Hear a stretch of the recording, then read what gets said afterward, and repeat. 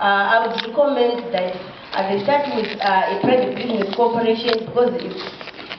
a bit cheaper in terms of cost,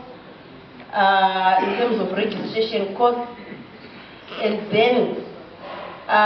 in terms of farmers also, you may register as a private business corporation, but also maybe within that irrigation scheme or within that area, say Kurima pineapples, Papa same place or same area, we also encourage to register if in your clusters, pineapple cluster, whatever, banana cluster or what.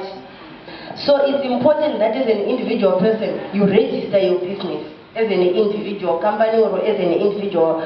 enterprise. But also there are so many advantages of affiliating to a certain cluster or association, especially in terms of benefits that are gained from economies of scale, be they in inputs, be they in terms of input sourcing,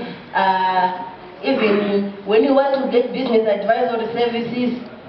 when you have a specific recognized association or a cluster, it will work quite fine for these farmers.